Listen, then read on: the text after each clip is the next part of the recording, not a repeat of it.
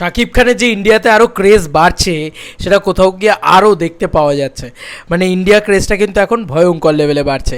কোথাও গিয়ে এই জিনিসটা পৌঁছানোর দিকেই ক্রেডিট দিতে হয়, কারণ সেই প্রথম খুঁজে বার করেছে পুরো বিষয়টা। আমিও দেখলাম পুরো বিষয়টা জিও সিনেমাতে শাকিব খানের, মানে যাকে বলা যেতে পারে তুফান চলছে। হ্যাঁ, তুফান চলছে জিও সিনেমাতে, বলা যেতে পারে। জিও সিনেমা হচ্ছে আমাদের একটা ইন্ডিয়ান অ্যাপ, যেখানে ফ্রিতে মূলত ছবি দেখা যায় এবং প্রিমিয়াম ক্লাসেও ছবি দেখা যায়। এবং বলে রাখি যে ক্লাসটা সেটা কিন্তু প্রিমিয়াম ক্লাস, মানে শাকিব খান প্রিমিয়াম, জিও সিনেমা যারা প্রিমিয়াম সাবস্ক্রাইবার্স তারা কিন্তু শাকিব খানের এই কাজটাকে পছন্দ করছে। এই যে একটা বক্তব্য কোট আমরা শুনতে পাই প্রচণ্ডভাবে, শাকিব খানের ফ্যান্সরা নাকি বস্তির ফ্যান। ভাই, শাকিব খানের ফ্যান্সরা না যথেষ্ট উচ্চ দরের ফ্যান্স, এটা কোথাও গিয়ে মনে হচ্ছে এখন। Hey guys, welcome to my channel, আমি মরাজার। এত রাত্রিবেলা একটা পুরো বিষয়টাকে নিয়ে চলে এলাম।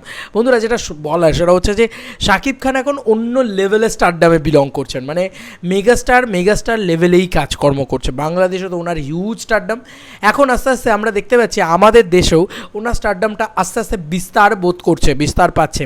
কারণ এই জিও সিনেমা কিন্তু আমাদের এখানকার একটা অ্যাপ, আমি জানি না বাংলাদেশে তোমরা অ্যাভেলেবেল পাও কি না, তবে এই সিনেমা দুটো, মানে দুটো সিনেমা যেগুলো প্রিভিয়াস ছবি, সেই দুটো সিনেমা কিন্তু মোস্ট ট্রেন্ডিং সিনেমা হিসাবে বলা যেতে পারে যে রান করছে।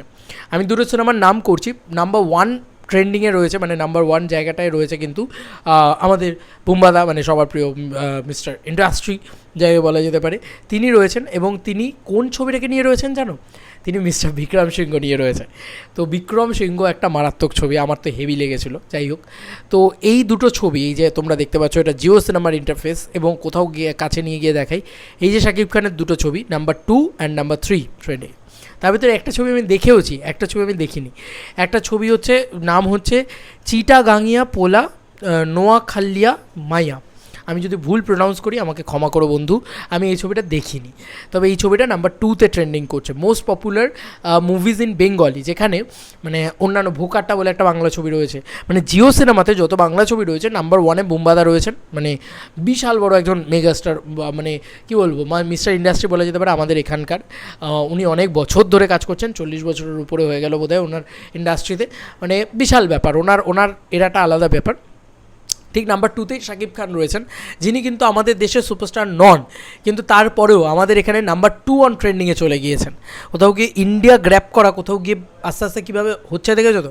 আর নাম্বার 3তে যে ছবিটা রয়েছে সেটা আমি দেখেছি, আমার খুব ভালো লেগেছিলো, অনেক ছোটো বয়সে দেখেছিলাম।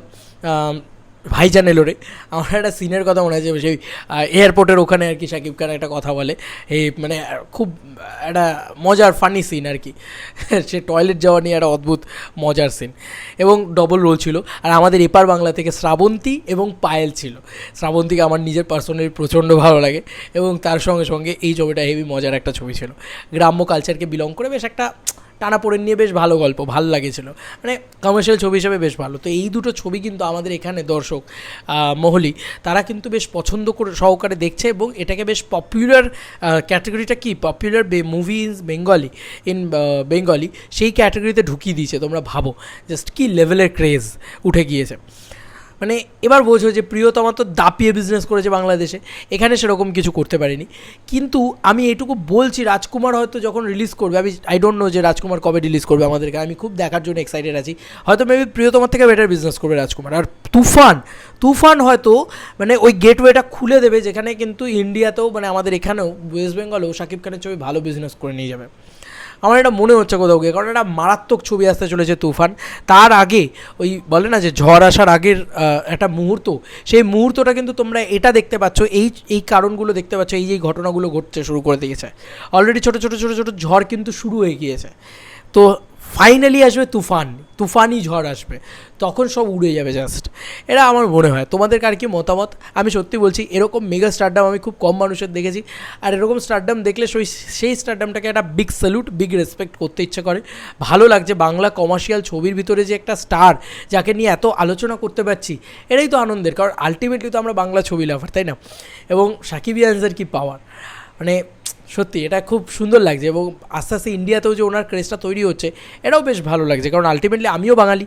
আর এটা খুব সুন্দর একটা কমেন্টসও পেলাম যে মানে দেবদা, জিৎদা, শাকিব খান সবাই একসাথে মিলে বাংলা ইন্ডাস্ট্রিকে গ্রো করবে কোথাও গিয়ে, সাউথের এগেনস্টে, বলিউডের এগেনস্টে, এটাকে গ্রো করতে হবে। তো কোথাও গিয়ে তারা সবাই এক, এই লাইনটা দেখে আমি পিন কমেন্টও করলাম, আমার খুব ভালো লেগেছে সেই কমেন্টসটা, তো সেটাই বললাম। তো এটাই আমারও বক্তব্য, তোমাদের আর কি মতামত এন্টায়ার ভিডিওটাকে নিয়ে জানিও কমেন্ট সেকশনে। চলো বন্ধুরা, নতুন কোনো ভিডিওতে দেখা হবে, বাই বাই।